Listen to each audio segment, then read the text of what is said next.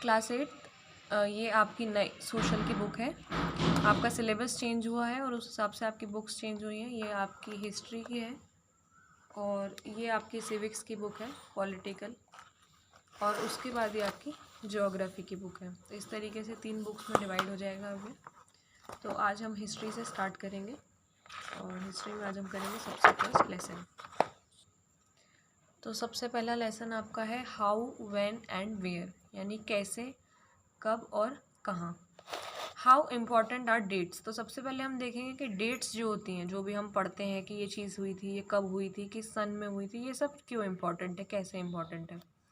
There was a time when historians were fascinated with dates. There were heated debates about the dates on which rulers were crowned और battles were fought. यानी एक ऐसा समय था जब historians के बीच में बहुत ज़्यादा डिबेट चला करती थी। वो आपस में बहुत बहस करा करते थे कि डेट क्या थी, किसी रूलर को अपना पहली बार गद्दी मिलने की डेट क्या थी, या कोई लड़ाई जब हुई थी तो उसकी डेट क्या थी। In the common sense notion history was synonymous with dates, यानी एक कॉमन सेंस में अगर हम देखें तो हिस्ट्री और डेट जो हैं वो साथ साथ चलते हैं। You may have heard people say, I find history boring because it is all about memorizing dates.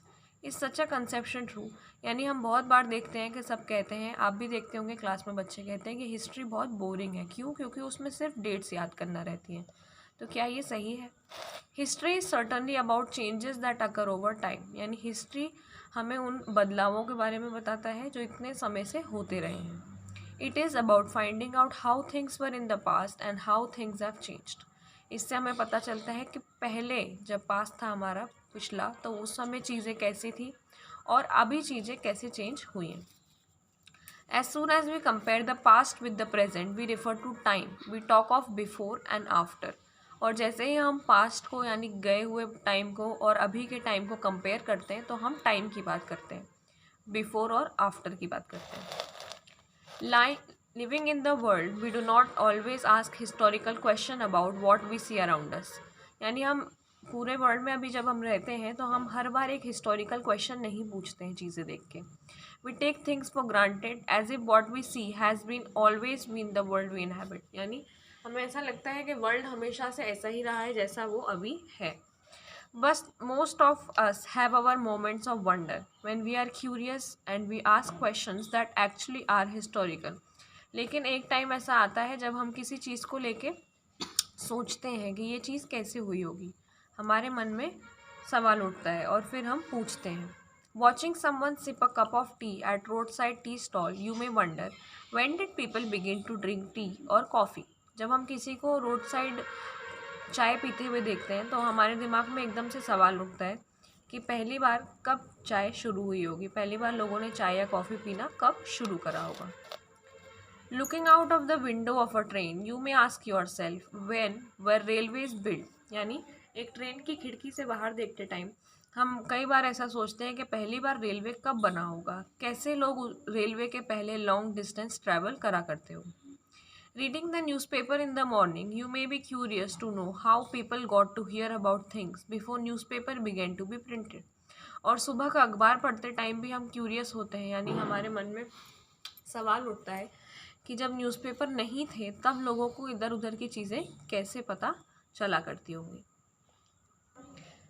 तो इस यहाँ पर जो फ़ोटो बनी हुई है जिसमें लिखा हुआ हिंदुस्तान बाय J.N. रेनल, इसमें दिखाया जा रहा है कि कोई ब्राह्मण है जो अपने शास्त्र ब्रिटानिया को दे रहा है और इसी शास्त्र को देखकर पहला मैप जेम्स रेनल ने बनाया था। Rennell was asked by Robert Clive to produce maps of Hindustan. Rennell से रॉबर्ट क्लाइव ने कहा था कि आप हिंदुस्तान के मैप बनाओ। An enthusiastic supporter of British conquest of India, Rennell saw preparation of map as an essential process of domination, क्योंकि उस समय मैप बनाना एक जैसे राज करना है आपको कहीं पे, तो उस जगह का मैप होना आपके पास ज़रूरी होता था। The picture here tries to suggest that Indians willingly gave over the ancient test to Britannia, यानी इस पिक्चर से ये बताया जा रहा था कि इंडियंस जो थे उन्होंने अपनी मन मर्जी से अपने पुराने शास्त्र उठा के ब्रिटानिया के हाथ में दे दिए थे और इससे ब्रिटिश पावर वहाँ पर दिख गई थी। All such historical question refer us back to notions of time, यानी कि ये जितने भी हिस्ट्री से जुड़े हुए सवाल होते हैं ये सब हमको पिछले टाइम में ले चलते हैं। But time does not have always been precisely dated in terms of particular year or a month. लेकिन टाइम जो है वो हमेशा से डेटिंग में नहीं लिखा गया, जैसे हमें पर्टिकुलर उस साल के बारे में या उस महीने के बारे में नहीं पता है.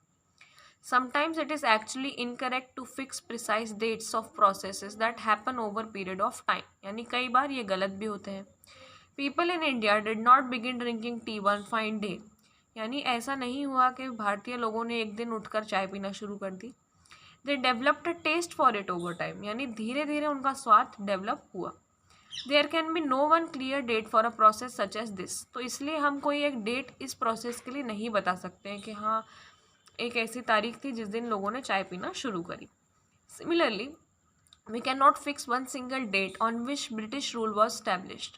इसी तरीके से हम एक सिंगल डेट तब भी नहीं बता सकते कि जब हमारे यहाँ ब्रिटिश लोगों ने राज करना शुरू करा था, या जब नेशनल मूवमेंट शुरू हुए थे, या इकोनॉमी और सोसाइटी में जब चेंजेस हुए थे. All these things happened over a stretch of time. इन सब चीज़ों को थोड़ा टाइम लगा है और धीरे धीरे ये होती गई हैं. We can only refer to span of time. यानी हम ऐसा बता सकते हैं कि इतने समय से लेके इतने समय के बीच में ये हुआ. An approximate period over which particular changes become visible. यानी कब से कब तक में हमें ये बदलाव दिखे. Why then do we continue to associate history with string of dates. तो फिर हम हिस्ट्री को डेट्स के साथ क्यों जोड़ते हैं. This association has a reason. इसका कारण क्या है.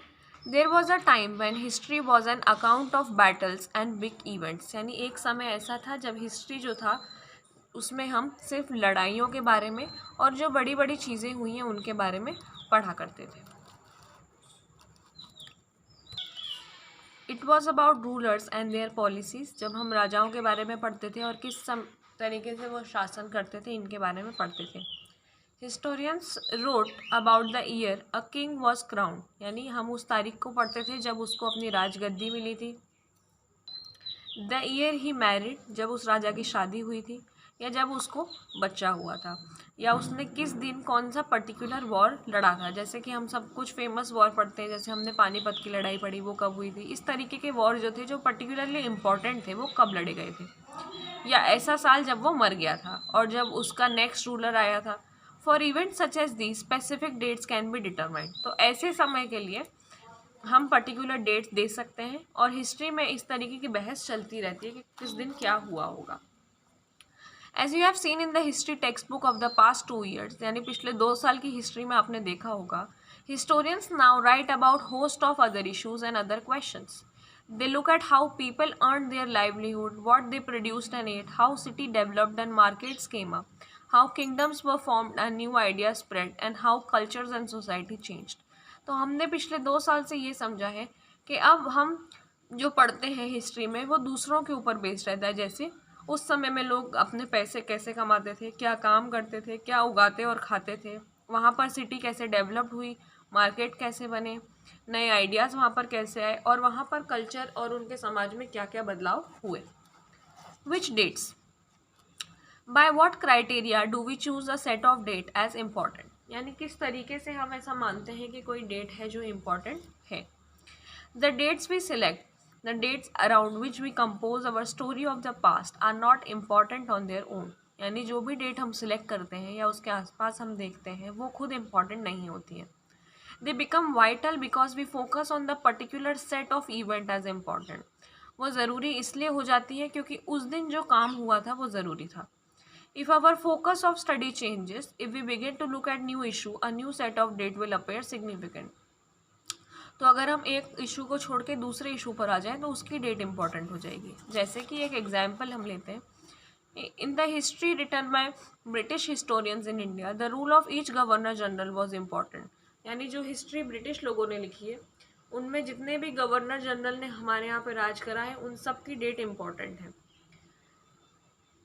जो पहले गवर्नर जनरल आए थे वॉरेन हेस्टिंग से लेकर के जो आखिरी लॉर्ड माउंटबेटन थे तक की डेट्स उनके हिसाब से सारी की सारी इम्पॉर्टेंट है. In separate chapter we read about deeds of others. यानी दूसरे चैप्टर में हमने पढ़ा कि कितने आए थे, कौन कौन आए थे और उन्होंने क्या क्या काम किया. जैसे Hastings, Wellesley, Bentinck, Dalhousie, Canning, Lawrence, Lytton, Ripon, Curzon, Hardinge, Irwin. It was a seemingly never ending succession of governor general and viceroys. तो ये चलता जा रहा था, ये रुक नहीं रहा था। All the dates in these history books were link to these personalities, यानी हिस्ट्री बुक में डेट्स इनके साथ जुड़ी हुई थी, इनकी एक्टिविटीज़ से जुड़ी हुई थी, इनकी पॉलिसीज़ क्या थी, कैसे काम करते थे, इन्होंने क्या क्या अचीवमेंट करे, इनके राज्य में क्या अच्छा हुआ। It was as if there was nothing outside their life that was important for us to know. तो इनके जीवन के अलावा ऐसा लगता था कि हमारे लिए कुछ इम्पोर्टेंट नहीं है। The chronology of their life mark the different chapters of history of British India. तो जैसे जैसे इनकी जीवन की वो बढ़ती गई, हम इनके बारे में पढ़ते गए। Can we not write about history of this period in a different way. तो क्या हम किसी और तरीके से इनकी हिस्ट्री नहीं लिख सकते हैं।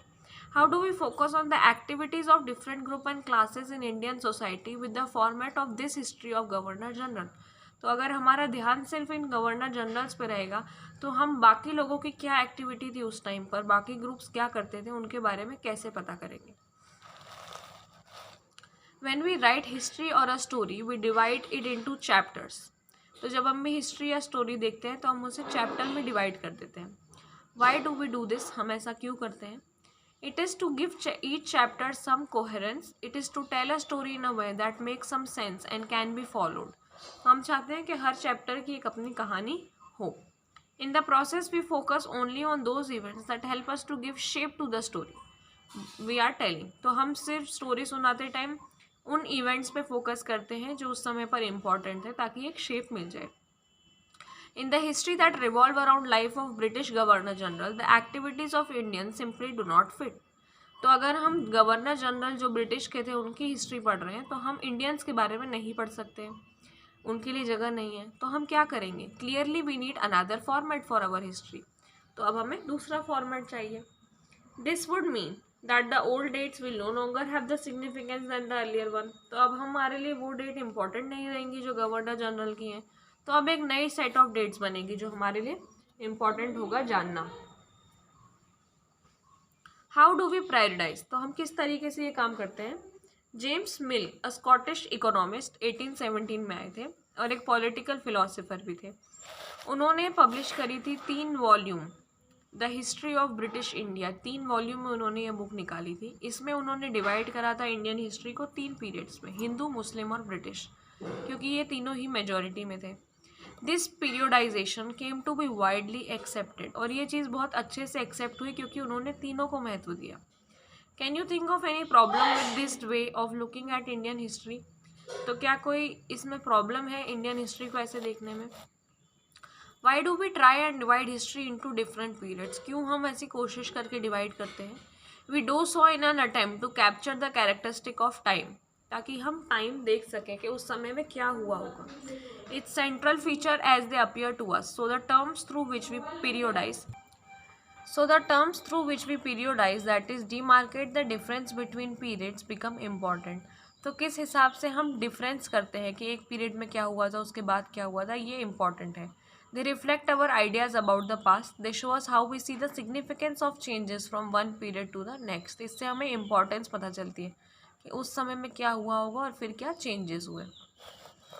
Mill thought that all the Asian societies were at the lower level of civilization than Europe.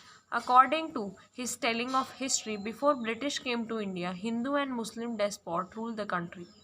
तो अब मिल के हिसाब से एशियन सोसाइटी जो थी वो मानते थे कि वो यूरोप से नीची है, और उनके हिसाब से जब ब्रिटिश नहीं आए थे तब हिंदू और मुस्लिम राजा ही रूल करा करते थे। रिलीजियस इंटॉलरेंस बहुत ज़्यादा था, यानी आपस में उनकी धर्म की बनती नहीं थी। कास्ट के बारे में बहुत ज़्यादा था, और सुपरस्टिशियस प्रैक्टिसेस, यानी जो इस तरीके की चीज़ें होती हैं जिनको लोग मानते हैं, जो झूठी होती हैं पर वो लोग मानते हैं। डोमिनेटेड सोशल लाइफ, तो सोशल लाइफ में ये सब चीज़ें चलती रहती थी। British rule Mill felt could civilize India. तो मिल के हिसाब से ब्रिटिश जब इंडिया आए तो उन्होंने रहना इंडियंस को सिखाया। To do this it was necessary to introduce European manners, art, institution and laws in India. तो इंडियंस को सिखाने के लिए उनके हिसाब से यूरोपियन मैनर यहाँ पे लाना ज़रूरी था, आर्ट्स यहाँ पे लाना ज़रूरी था, और लॉ यहाँ पर उनके चलना ज़रूरी थी। Mill in fact suggested that British should conquer all the territories in India to ensure the enlightenment and happiness of Indian people. तो मिल ने यहाँ तक लिखा था कि ब्रिटिश को पूरे इंडिया को ही अपने कब्जे में कर लेना चाहिए और ये इंडियंस की ही खुशी के लिए अच्छा रहेगा, क्योंकि इंडियंस जो हैं उनमें इतनी काबिलियत नहीं थी कि वो बिना ब्रिटिश हेल्प के प्रोग्रेस कर पाएँ। In this idea of history, British rule represented all the forces of progress and civilization. The period before British rule was one of darkness. तो उनके हिसाब से कि उनके आने के बाद ही चीज़ें सही हुई और उसके पहले तक सब अंधकार में थे। Can such a conception be accepted today? क्या हम आज इस चीज़ को मान सकते हैं? In any case, can we refer to any period of history as Hindu or Muslim? क्या हम किसी पीरियड को हिंदू या मुस्लिम का नाम दे सकते हैं? Did not a variety of faith existed simultaneously in these periods? तो क्या ऐसा नहीं था कि जिस समय हिंदू राज कर रहे थे उस समय मुस्लिम नहीं थे? Why should we characterize an age only through the religion of ruler of the time? तो हम ऐसा क्यों करें कि हम सिर्फ धर्म के नाम पर, जो भी राजा उस समय रूल कर रहा था उसके धर्म के नाम पर बांट दें? To do so is to suggest that lives and practices of others do not really matter. अगर हम ऐसा सोचते हैं कि जिस समय मुगल राज कर रहे थे उस समय हिंदू के बारे में हम बताएं ही नहीं, तो वो ये हो जाएगा कि हम उनके बारे में सोचते नहीं हैं। We should also remember that even rulers in ancient India did not all share the same faith. कि जितने भी राजा थे वो आपस में भी उनकी नहीं बनती थी, आपस में भी वो सेम चीज़ नहीं मानते थे। Moving away from British classification, historians have usually divided Indian history. अब अगर हम ब्रिटिश से अलग हट के हमारे हिसाब से देखें तो हमारी हिस्ट्री में कितने तरीके से, 3 तरीके से डिवाइड हुआ है। एंशियंट जो बहुत पहले थी, मिडिवल जो बीच में थी, और मॉडर्न जो अब चल रही है। This division too has its own problem, इसकी भी कुछ अपनी समस्याएं हैं।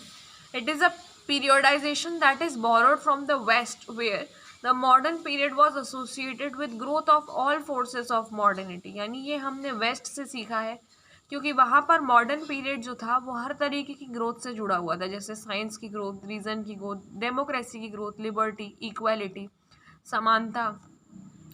Medieval was term use to describe a society where these features of modern society did not exist. तो मिडिवल हम कब बोलते थे? जब ये सब टर्म्स नहीं थे। Can we uncritically accept this characterisation of modern period to describe the period of our study? As you will see in this book, under British rule, people did not have equality. यानी British rule में लोगों को समानता नहीं मिलती थी, freedom नहीं थी उनके पास, आज़ादी नहीं थी, लिबर्टी नहीं थी। Nor was the period one of economic growth and progress. ना यहाँ पर हमारी कोई इकोनॉमिक ग्रोथ हुई ना प्रोग्रेस हुई। बहुत सारे लोग इसको कॉलोनियल टाइम बोलते हैं। तो क्या होता है कॉलोनियल, अब हम ये देखेंगे। What is colonial? In this book, you will read about the way British came to conquer the country, established their rule, subjugating local nawabs and rajas. तो हम इसमें आगे जब चैप्टर पढ़ेंगे तो उसमें पता चलेगा कि ब्रिटिश किस तरीके से इंडिया में आए थे, किस तरीके से उन्होंने हम पर राज किया और हमारे राजा और नवाब जो उस समय के हुआ करते थे उनको दबा दिया। You will see how they establish control over economy and society, किस तरीके से उन्होंने पूरा कंट्रोल स्थापित करा, टैक्स कलेक्ट करे और उनके सारे खर्चे हमारे टैक्स से निकले। उन्होंने जो उन्हें सामान चाहिए था वो ख़रीदा, लो प्राइजेस पे ख़रीदा। जो भी क्रॉप्स उन्हें हमसे उगवाना थे उन्हें उगवाए और बाहर अपनी कंट्री में भेज दिए। And you will understand the changes that came about as consequences, और फिर इसका परिणाम क्या हुआ वो भी हम समझेंगे। You will also come to know about the changes British rule brought about in values and taste. यानी हमें ये भी पता चलेगा कि हमारे अंदर उन्होंने क्या बदलाव लाए, हमारे प्रैक्टिसेस कैसी चेंज हुई। When the subjugation of one country by another leads to these kind of political, economic, social and cultural changes, we refer to process as colonization। यानी जब कोई भी एक देश दूसरे देश पे अपना जितना भी अधिकार है वो स्थापित कर लेता है और उस वजह से हमारे यहाँ जो चेंजेस आते हैं उन सब प्रोसेस को हम colonization बोलते हैं। You will however find all that classes and group did not experience these changes in the same way। तो अब हम आगे के चैप्टर में पढ़ेंगे कि किस तरीके से किस किस ग्रुप पर इसका असर पड़ा अवर पास्ट के बाद। How do we know? अब हम देखेंगे कि हमें कैसे पता है। What sources do historian use in writing about last 250 years of Indian history. यानी पिछले 250 साल से हिस्ट्री जो लिख रहे हैं वो कैसे लिख रहे हैं, उन्हें कैसे इतनी सारी जानकारी है। एडमिनिस्ट्रेशन प्रोड्यूसेस रिकॉर्ड्स, यानी सबसे इम्पॉर्टेंट ये सोर्स था। One important source is the official record of the British administration. यानी उनके पास जो ऑफिशियल रिकॉर्ड था उस समय का, उससे हमें बहुत जानकारी मिलती है। British believe that the act of writing was important. British के अनुसार राइटिंग लिखना बहुत ज़रूरी था, कोई भी चीज़ रिटर्न में होना ज़रूरी था। हर इंस्ट्रक्शन, हर प्लान, हर पॉलिसी, डिसीजन, एग्रीमेंट, इन्वेस्टिगेशन, वो सब रिटर्न में होते थे। Once this was done, things could be properly studied and debated. तो एक बार आपने चीज़ लिख ली है, फिर आप उसको आराम से पढ़ सकते हैं या उस पर बहस कर सकते हैं। This conviction produced N administrative culture of memos, notings and reports. तो इससे हमें आगे के लिए मेमोज मिले, नोट्स लिखना लोगों ने सीखा और रिपोर्ट करना सीखा। British also felt that all important documents and letter need to be carefully preserved. उनके हिसाब से जितने भी इम्पॉर्टेंट डॉक्यूमेंट या लेटर थे उन्हें संभाल कर रखना बहुत ज़रूरी था। तो उन्होंने एक रिकॉर्ड रूम बनाया जो एडमिनिस्ट्रेशन इंस्टीट्यूशन से ही जुड़ा हुआ था। The village tehsildar's office, the collectorate, commissioner's office, provincial secretaries, law courts, इन सब में रिकॉर्ड रूम होते हैं। अगर हम देखें तो इन सब जगह पर रिकॉर्ड रूम्स होते हैं आज भी। Specialized institutions like archives and museums were also established to preserve important records. तो यहाँ पर भी कुछ चीज़ें रखी गई, जैसे म्यूजियम्स हो गए या आर्काइव्स हो गए। Letter and memo that moved from one branch of the administration to another in the early years of 19th century can still be read in archives. यानी उस समय के लेटर्स जो हैं वो आज भी हम वैसे के वैसे पढ़ सकते हैं। You can also study the notes and report that district official prepared or the instruction that directives were sent by official at the top of provisional administration. यानी आज भी हम उनके नोट्स, उनकी रिपोर्ट्स या जो भी उनको इंस्ट्रक्शन दिए गए थे वो पढ़ सकते हैं। In the early year of 19th century, these documents were carefully copied out. यानी जब 19th century के स्टार्टिंग में इन डॉक्यूमेंट्स को हमने केयरफुली कॉपी करा और कैलीग्राफी में लिख कर रख लिया। By the middle of 19th century, with the spread of printing, in records की प्रिंटिंग कर ली गई, उनको प्रिंटिंग करके हर गवर्नमेंट के डिपार्टमेंट में भेज दिया गया। ये बिल्डिंग है नेशनल आर्काइव्स ऑफ इंडिया जो 1920 में बनी थी। When new Delhi was build, जब न्यू दिल्ली बना था, नेशनल म्यूजियम और नेशनल आर्काइव दोनों उसके पास बने थे विसरेगल पैलेस में। ये लोकेशन रिफ्लेक्ट करती है कि बहुत इम्पोर्टेंस थी इन चीज़ों की ब्रिटिश इमेजिनेशन में। Reports to the home department. 1946 में colonial government in India was trying to put down a mutiny that broke out on the ships of the Royal Indian Navy. यानी गवर्नमेंट ऑफ इंडिया उस समय पर एक लड़ाई रोकना चाहती थी जो हमारे एक जहाज़ पर हो गई थी। तो ये उसका सैम्पल है कि किस तरीके की रिपोर्ट उस समय पर आई थी। Bombay, arrangement have been made for the army to take over ship and establishment, royal navy ships are remaining outside the harbour. यानी बॉम्बे में ये कहा गया कि अरेंजमेंट हमने कर दिया है कि आर्मी जो है उनके ऊपर टेक ओवर कर लेगी। कराची, 301 म्यूटिनियर्स वर अंडर अरेस्ट, यानी 301 दंगाई जो है उन्हें अंडर अरेस्ट कर लिया गया है, और जो सस्पेक्टेड हैं उन्हें भी हमने अरेस्ट कर लिया है जिन पर शक है, और अंडर मिलिट्री गार्ड उनको रख दिया गया है। विशाखापट्टनम, इन लोगों ने जो अभी का विशाखापट्टनम है उसकी स्पेलिंग अलग लिखी है। The position is completely under control, यानी यहाँ पर सब कुछ संभाल लिया गया है, कोई वायलेंस यहाँ नहीं हुई है, कोई भी फर्दर यहाँ पर प्रॉब्लम नहीं आएगी। सर्वेज बिकम इम्पॉर्टेंट, सर्वे बहुत इंपॉर्टेंट हो गया था। Practice of surveying also became common under the colonial administration. The British believe that country had to be properly known before it could be effectively administered. तो British का मानना था कि हमें पहले इस देश को अच्छे से जानना पड़ेगा, उसके बाद ही हम यहाँ पर एडमिनिस्ट्रेशन कर पाएंगे। By the early 19th century, detailed survey were being carried out to map the entire country. तो डिटेल उन्होंने सर्वे करा, मैप करा पूरी कंट्री को, विलेजेस कहाँ कहाँ पर थे, क्या क्या रेवेन्यू वहाँ पर लगा सकते थे, टैक्स वहाँ कैसे लगाना है। The effort was known topography, the soil quality, यानी वहाँ का सॉइल कैसा है, वहाँ के जानवर और पौधे कैसे हैं, वहाँ की लोकल हिस्ट्री क्या है, क्या क्या वहाँ पर पहले उगाया जाता था, ये सब चीज़ें उन्होंने साथ में बैठकर पढ़ी। From the end of 19th century, यानी जब 19th सेंचुरी ख़त्म हुई तो सेंसस ऑपरेशन शुरू हुए हर 10 साल में, जो कि आज भी होते हैं। जब जनगणना वाले घर पर आते हैं तो वो सारी चीज़ें पूछ के ले जाते हैं। This prepare detailed records of number of people in all provinces of India, यानी कितने लोग हैं वहाँ पर, उनकी कास्ट, रिलीजन, ऑक्यूपेशन, बहुत सारे तरीके के सर्वे होते थे, जिनमें से कुछ थे बोटैनिकल, जूलॉजिकल, आर्कियोलॉजिकल, एंथ्रोपोलॉजिकल या forest. What official record do not tell, अब ऑफिशियल रिकॉर्ड हमें क्या नहीं बताता है। From this vast corpus of records we can get to know a lot, यानी बहुत सारी चीज़ें हमें रिकॉर्ड से मिल जाती हैं, लेकिन ये ऑफिशियल रिकॉर्ड है। They tell us what the official thought, तो ये हमें वो बताता है जो ऑफिसर उस समय पर सोचा करते हैं, उनको जिस चीज़ में इंटरेस्ट था और जो वो चाहते थे कि हम पढ़ें। These records do not always help us understand what other people in the country felt, तो हम इससे ये नहीं समझ सकते थे कि लोगों को उस समय कैसा महसूस हो रहा था जो और लोग थे, या उनके एक्शंस उस समय पर क्या थे। For that we need to look elsewhere, तो इसके लिए हमें कहीं और जाना था। When we begin to search these other sources, we find them in plenty. तो इसके अलावा भी बहुत सारे सोर्सेज हैं हिस्ट्री के जो हमें मिले। कैसे? Though they were more difficult to get than official record, we have diaries of people. यानी कि वैसे तो ये चीज़ें बहुत मुश्किल से मिली, लेकिन लोगों के डायरी, जो लोग घूमने आया करते थे उनके लिखे हुए लेख, ट्रैवलर्स जो आया करते थे, ऑटोबायोग्राफी जो उस समय राजा लिखवाते थे, ये सब बहुत इम्पॉर्टेंट था।